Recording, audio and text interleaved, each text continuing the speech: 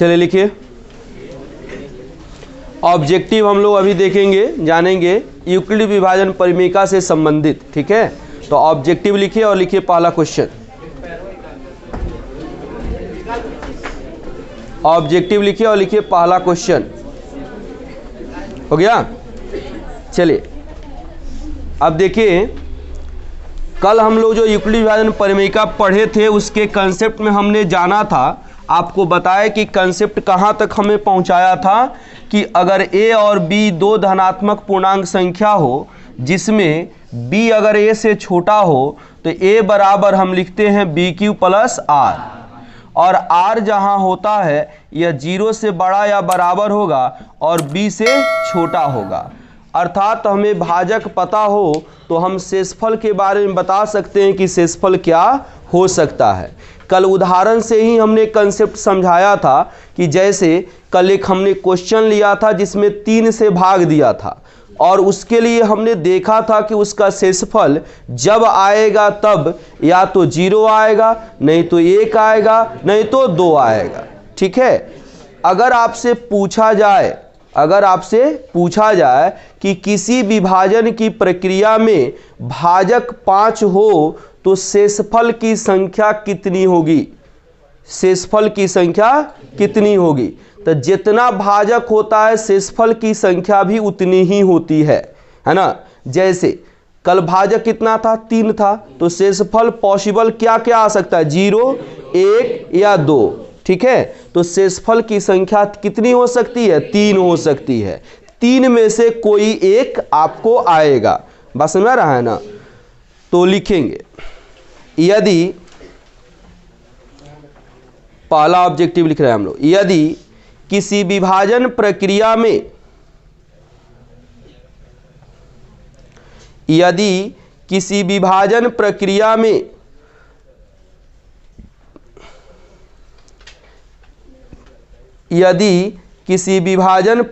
में भाजक का परिमाण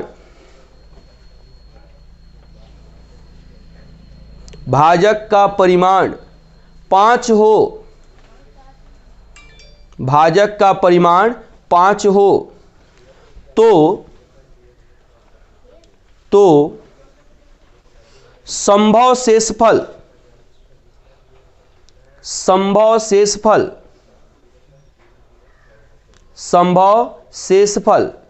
की संख्या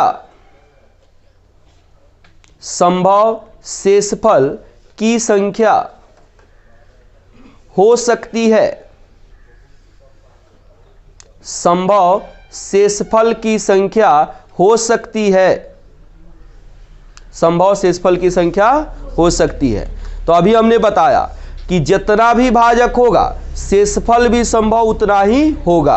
अगर भाजक का परिमाण कितना है? 5 है, तो शेषफल भी कितना होगा? 5 ही हो सकता है। ठीक है, माने 5 में से कोई एक। ठीक है, लिखेंगे उत्तर में लिखिए 5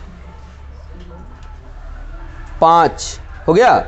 कोष्ठ में लिख लीजिएगा, 5 के बगल में कोष्ठ में लिख लीजिएगा 0 या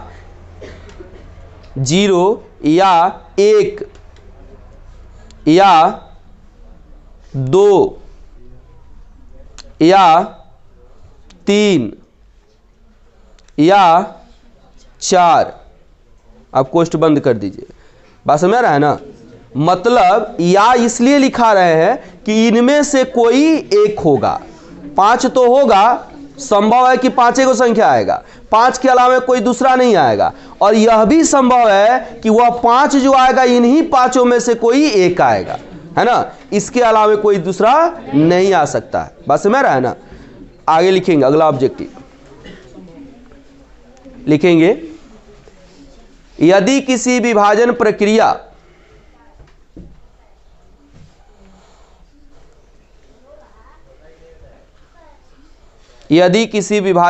प्रक्रिया में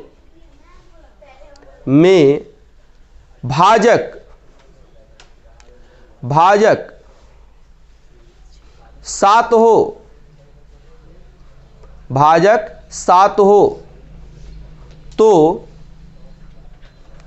तो शेषफल के लिए सत्य होगा, तो शेषफल के लिए सत्य होगा, शेषफल के लिए सत्य होगा। थोड़ा ध्यान दीजिएगा। अब ऐसे क्वेश्चन आएंगे और इसके ऑप्शन अगर हम इस प्रकार से क्रिएट कर दें, 0 less than r less than 7, ठीक है। और देखिए 0 less than is equal to r less than is equal to 7।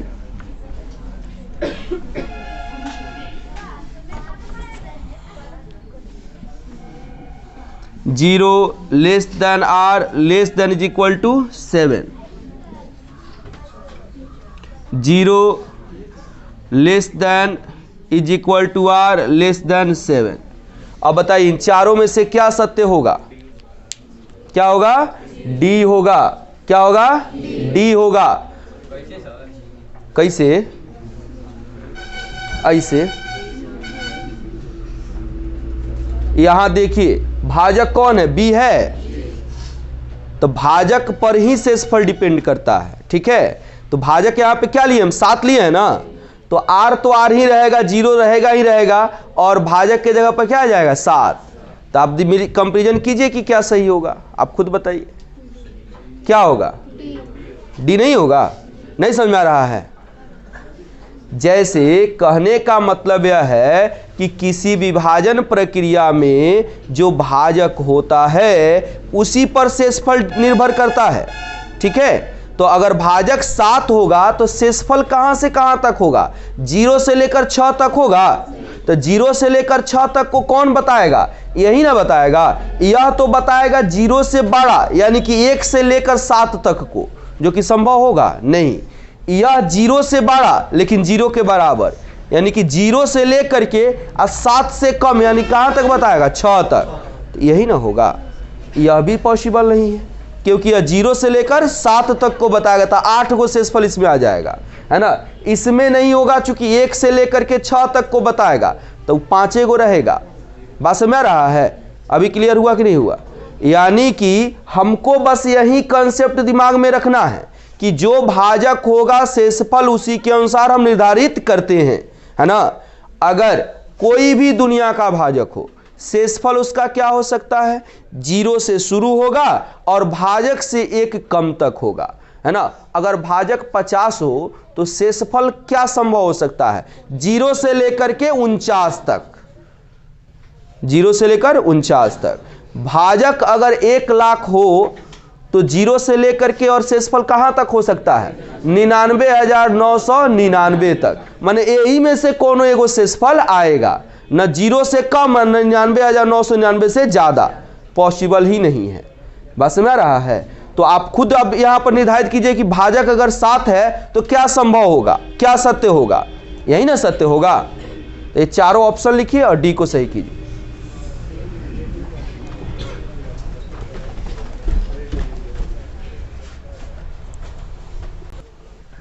बताइए, सारा समय ले गए, कितना पढ़ाए रहते हैं, लाभ कुछ नहीं हुआ, नुकसान समय का इतना हो गया। चलिए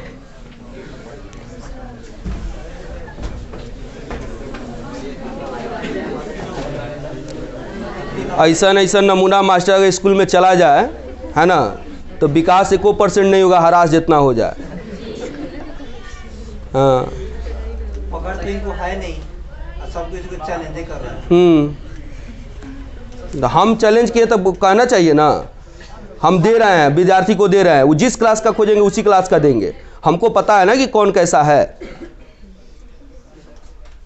जिस विषय वस्तु का कहेंगे वो वही विषय वस्तु का देंगे, प्रारंभ से लेकर अंत तक। एक्सेप्ट किए हैं, चुपचाप रह गए। तो जवाब होगा तब ना कोई बोलेगा।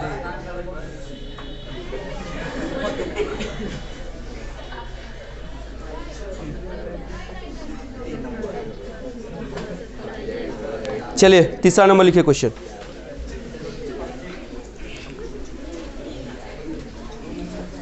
दो धनात्मक पूर्णांक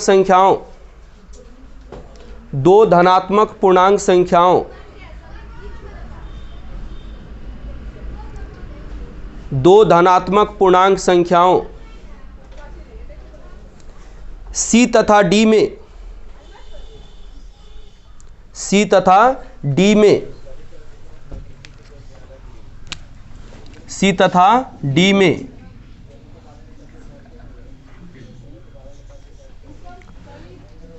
C छोटा D से। लिखेंगे दो धनात्मक पूर्णांक संख्याओं में यदि C लेस देन D, क्या लिखें? दो धनात्मक पूर्णांक संख्याओं C तथा D में यदि C less than D, C less than D लिखे हुए बोर्ड पे, C लेस देन D हो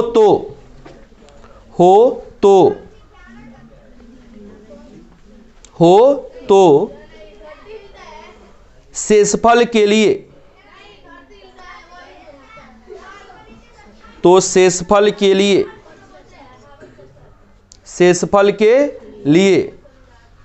सत्य होगा,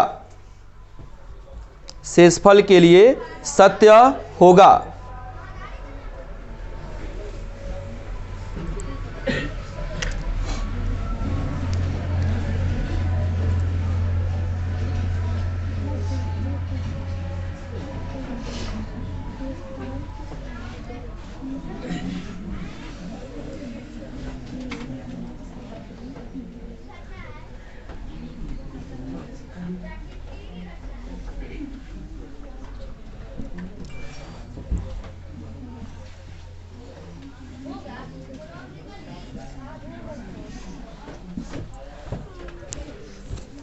अब बताइए इसमें से कौन सा सही होगा?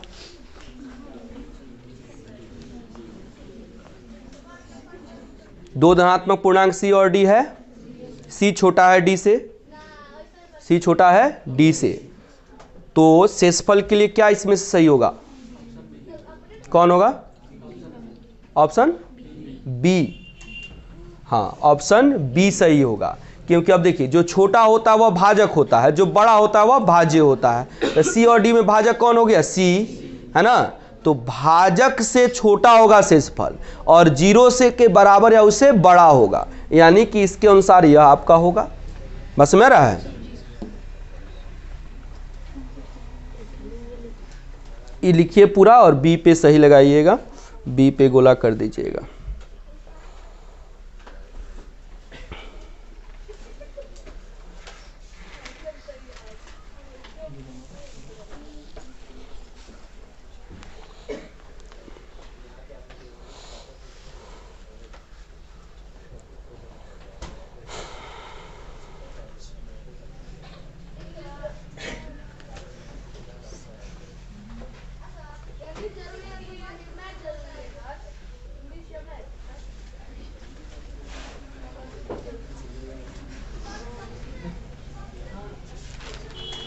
हो गया?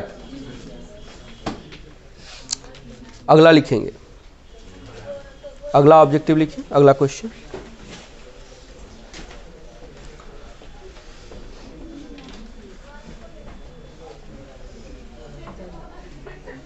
दो धनात्मक पूर्णांक संख्याओं,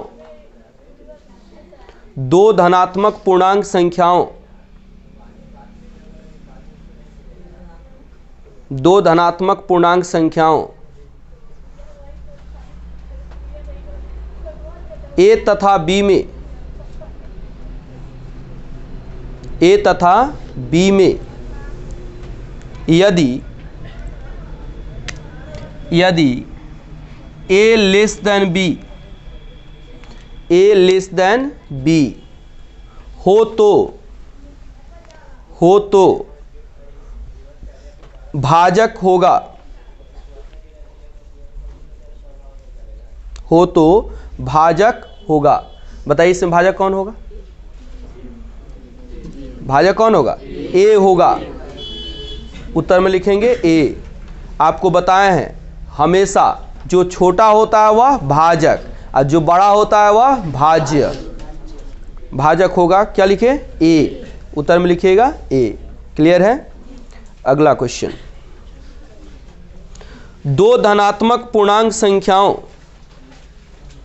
दो धनात्मक पूर्णांक संख्याओं दो धनात्मक पूर्णांक संख्याओं ए तथा बी में, ए तथा बी में दो धनात्मक पूर्णांक संख्याओं ए तथा बी में ए लेस देन बी, ए लेस देन बी हो तो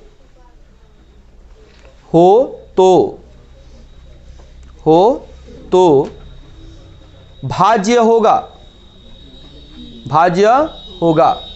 कौन भाज्य होगा? बी होगा। ठीक है। अब यह हो गया क्या? यूक्लिड विभाजन प्रमेयिका से संबंधित ऑब्जेक्टिव। क्या हो गया? बोलिए, कोई दिक्कत? प्रमेयिका समझ में आया है? यूक्लिड विभाजन प्रमेयिका का कंसेप्ट क्या होता है यह समझ में आया है? कोई दिक्कत किसी को नहीं है ना? अब इससे संबंधित हम पढ़ेंगे सब्जेक्टिव। ठीक है, चलिए लिखिए क्वेश्चन सब्जेक्टिव का, इससे संबंधित इसी कंसेप्ट पे सब्जेक्टिव। सब्जेक्टिव लिखिए, क्वेश्चन लिखिए। दर्शाइए कि, क्वेश्चन लिखिए, दर्शाइए कि कोई, दर्शाइए कि कोई धनात्मक, दर्शाइए कि कोई धनात्मक पूर्णांक संख्या, दर्शाइए कि कोई धनात्मक पूर्णांक संख्या, कोई धनात्मक पूर्णांक संख्या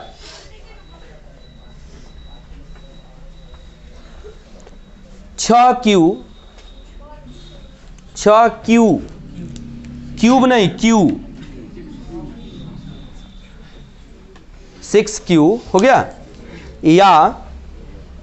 या 6q प्लस 1, 6q प्लस 1, या 6q प्लस 2,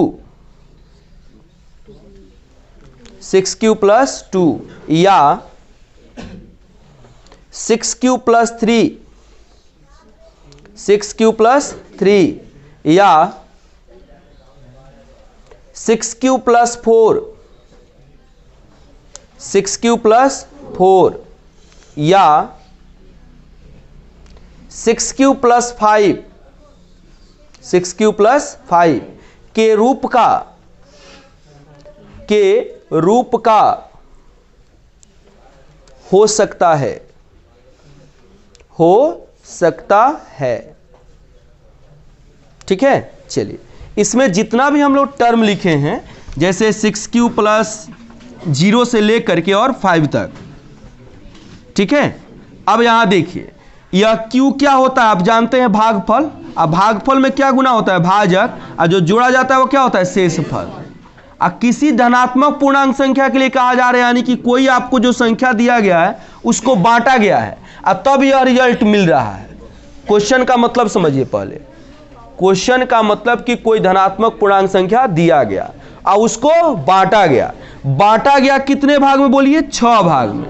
तो भागफल उसका q मिला और शेषफल क्रमशः मिल सकता है 0 से लेकर कहां तक? 5 तक। तो यह क्रिएट होगा। तो आपको बस सिद्ध कर देना है कि कोई धनात्मक पूर्णांक संख्या को हम इस रूप में लिख सकते हैं। ठीक है, चलिए अब थोड़ा अभी समझ लीजिए कि अगर कोई धनात्मक पूर्णांक संख्या को सिद्ध करने के लिए या किसी भी चीज को सिद्ध करने के लिए दिया जाए जिसे आप नहीं जानते हैं, तो जिसे आप नहीं जानते उसको क्या कीजिएगा?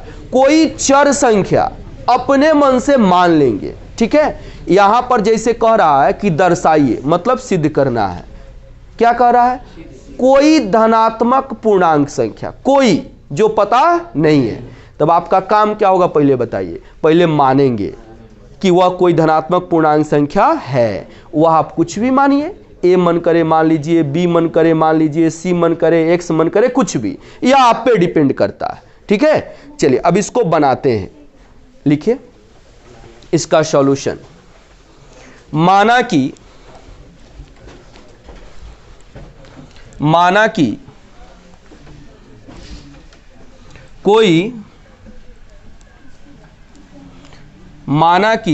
कोई धनात्मक पूर्णांक संख्या, कोई धनात्मक पूर्णांक संख्या, कोई धनात्मक पूर्णांक संख्या a है, a है, हो गया। उसके नीचे यूक्लिड विभाजन प्रमेयिका से, यूक्लिड विभाजन प्रमेयिका से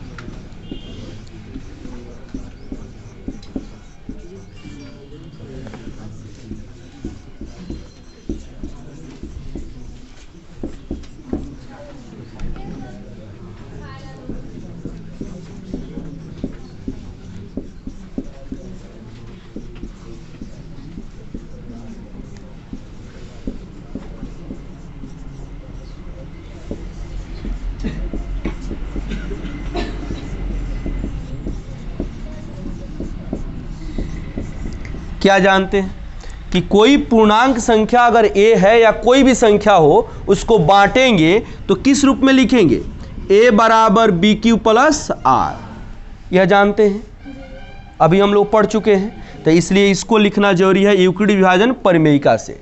हम जान चुके हैं इसलिए लिखे हैं क्या, हम जानते हैं, है ना। किसी धनात्मक पूर्णांक संख्या a जो कि माने हुए हैं, बस में रहा है ना।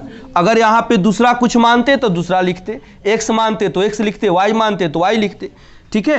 a के लिए इतना, इसमें किसी को दिक्कत, ध्यान से समझिएगा। यह समीकरण है के रूप में है, इसको एक मान लेते हैं समीकरण 1, जरूरत पड़ेगा तो उसका प्रयोग कर लेंगे, है ना। जहां r 0 से बड़ा या बराबर और छोटा किससे, b से, छोटा किससे, b से।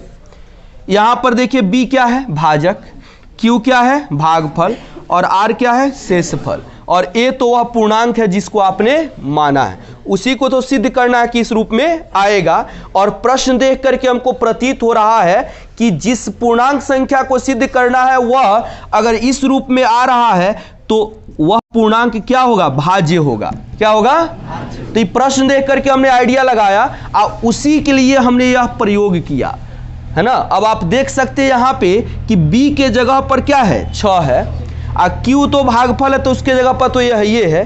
बदलने वाला एक ही टर्म होता है, भाजक नहीं बदलता है, भागफल नहीं बदलेगा, बदलेगा कौन, शेषफल, बदलेगा कौन, और शेषफल किसके अनुसार बदलता है, भाजक के अनुसार, है ना। भाजक अगर इसमें 5 6 होगा, 6 होगा तो शेषफल 0 से लेकर 5 तक, 5 होगा भाजक तो 0 से लेकर 4 तक, 4 होगा तो शेषफल 0 से 3 तक, ऐसे होगा ना। तो देखिए भाजक कितना है, भाजक के जगह पर देखिए 6 है, तो शेषफल कहां से कहां तक होगा, 0 से लेकर 5 तक। तो परिमाण में देखिए तो 6 क्यू प्लस कुछ नहीं है तो 0 है, और लास्ट में जो अंक आया वह कितना है, 5 है, तो 0 से लेकर 5 तक है कि नहीं है ना। तो अब देखिए यहां पे अब लिखेंगे हम क्या, प्रश्न से तुलना करने पर हम पाते हैं, हम क्या पाते हैं, भाजक b बराबर कितना, 6, भाजक b बराबर 6, भागफल क्या हो गया, q, भागफल q बराबर q हो गया, और तथा शेषफल r के लिए, अब देखिए तो b का मान कितना है, 6 आया है, तो क्या हो जाएगा बोलिए, 0 less than equal to r, और लेस देन क्या, 6, b के जगह पर क्या आ जाएगा, चूंकि b यहाँ पे 6 आ गया है और शेषफल के लिए ना कंडीशन होता है, तो हम r के जगह पर क्या रख दिए 6। समझ में बात आ रही है। अब इसलिए r बराबर क्या होगा 0 या 1 या 2 या 3 या 4 या 5 होगा। बोलिए यहां तक समझ में आया सबको? किसी को दिक्कत नहीं है? अब रिजल्ट आने वाला है, दिक्कत नहीं ना किसी को? चलिए अब सभी मानों को समीकरण 1 में रखने पर, ठीक है, अब इस सबको उठा के रख देंगे। कौन कौन? b का मान, q का मान और r का मान। कहां? इसमें। यह नहीं बदलेगा, इसको तो दिखाना ही है ना, उसी को दिखाना है a को। तब क्या लिखेंगे बोलिए? a बराबर b के जगह पर 6 q हो जाएगा, अब प्लस r के जगह पर 0। अब भाई r ही बदलते हुए आएगा, तो जितना बार बदलेगा उतना परिमाण मिलेगा ना।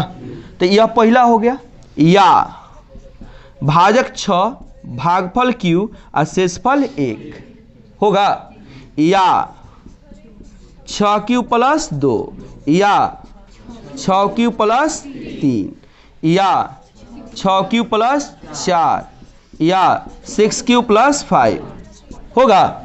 बोलिए आ गया? यही हमको दिखाना था। तो अब यहां पर एक लाइन और लिखेंगे। पहले यहां तक समझ में आया? अब आप कंक्लूजन देंगे, यानी कि निष्कर्ष आप देने के लिए तैयार हैं। क्या निष्कर्ष दीजिएगा?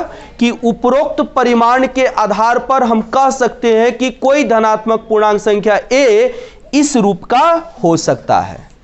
हमने निकाल लिया ना, अब हम कह सकते हैं कि इस रूप का हो सकता है। बात समझ रहा है? अब यहां पर लिखेंगे उपरोक्त परिमाण के आधार पर हम कह सकते हैं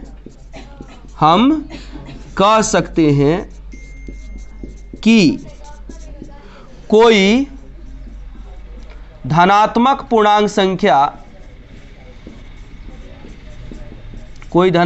पूर्णांक संख्या a 6q या 6q प्लस 1 या 6q प्लस 2 या 6q प्लस 3 या 6q प्लस 4 या 6q प्लस 5 के रूप का हो सकता है, ठीक है। अब देखिए इसमें 5 तरह के प्रश्न आते हैं। कितने तरह के प्रश्न आते हैं? 5 तरह के। एगो तो प्रश्न आएगा कि दर्शाइए कि कोई धनात्मक पूर्णांक संख्या इस रूप का हो सकता है, ठीक है। अब जैसे देखिए अगर शुरू करेगा 2 से तो कहेगा कि दर्शाइए कि कोई धनात्मक पूर्णांक संख्या 2q या 2q प्लस 1 का हो सकता है। बस समझ रहा है ना, क्योंकि अब भाजक 2 है तो शेषफल 0 होगा और 1 होगा।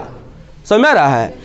अब इसके बाद और क्या? दर्शाइए कि कोई धनात्मक पूर्णांक संख्या 3q या 3q प्लस 1 या 3q प्लस 2 के रूप का हो सकता है। अगर यहां पे 4 आएगा तो शेषफल कहां तक जाएगा? 3 तक। 5 आएगा तो शेषफल कहां तक जाएगा? 4 तक। 6 आया तो देख रहे हैं कहां तक आया? 5 तक।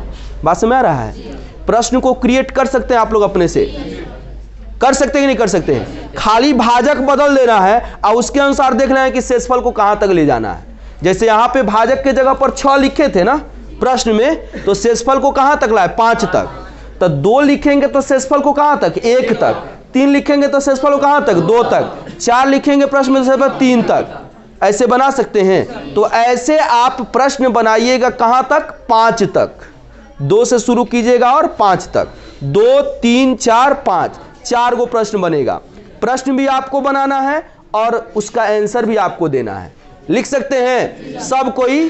किसी को तकलीफ है क्या? इसे नहीं ना है? चलिए अब देखिए इसमें 2 तरह का और, एगो तो पहला ही तरीका हो गया। दूसरा क्या कहेगा कि दर्शाइए कि कोई धनात्मक समपूर्णांक संख्या। कौन पूर्णांक संख्या? समपूर्णांक संख्या। अब पूर्णांक के पहले सम आ गया तो सम के लिए कांसेप्ट हमने बता दिया है। कोई संख्या सम कब होती है? जब उसके गुणनखंड में 2 शामिल होता है। क्या शामिल होता है? बस समझ रहा है ना। अब जैसे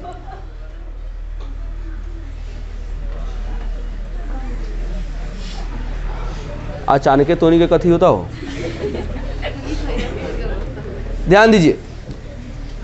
अब यहां पे क्वेश्चन कहेगा कि दर्शाइए कि कोई धनात्मक सम पूर्णांक संख्या 6q या 6q + 2 या 6q + 4 के रूप का हो सकता है। यही क्वेश्चन में से देखिए निकालिए, सम पूर्णांक संख्या, ऐसे क्वेश्चन पूछा जा सकता है। तो अब आपका थोड़ा सा चेंजिंग होगा, थोड़ा सा, ज्यादा कुछ नहीं। हम क्या करेंगे, लिखेंगे माना कि कोई धनात्मक सम पूर्णांक संख्या a है। अब पूर्णांक के पहले युवा का लगा देंगे सम, इसमें नहीं लगाना है, इसीलिए इसको गोला बना करके लिख रहे हैं क्वेश्चन के अनुसार। ठीक है, सब काम ऐसे ही करते आएंगे पूरा, कहां तक? यहां तक।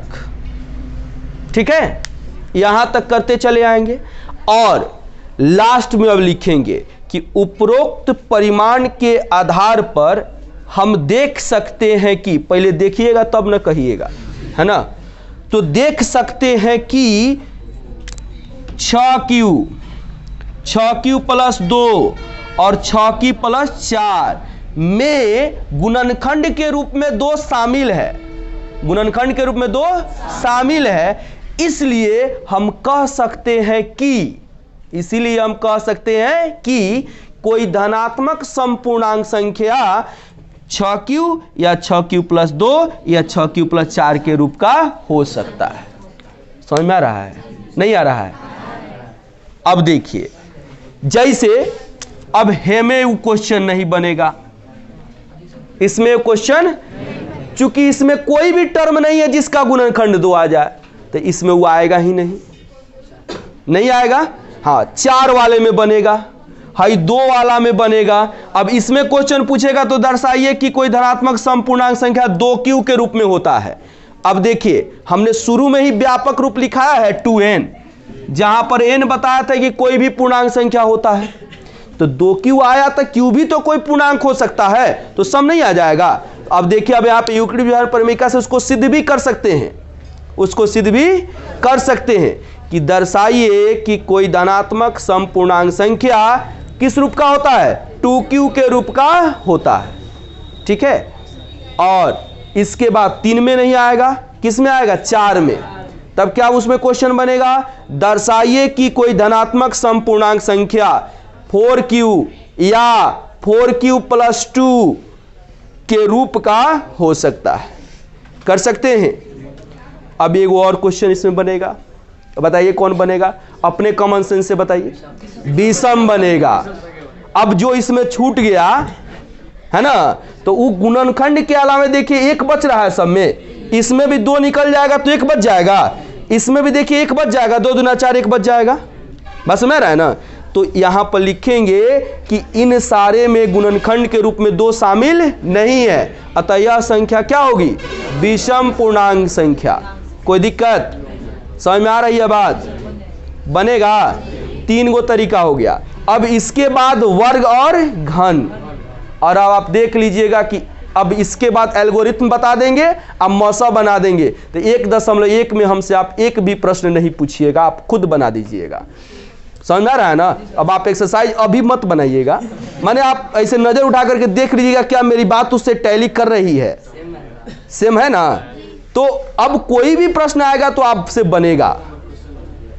ठीक है, कोई दिक्कत? समझ में बात आ रही है ना। चलिए, तो इसको पहले नोट कर लीजिए। इसमें सम मत लिखिएगा, वो क्वेश्चन हम लिखाएंगे उसके बाद उसमें। ठीक है, तनी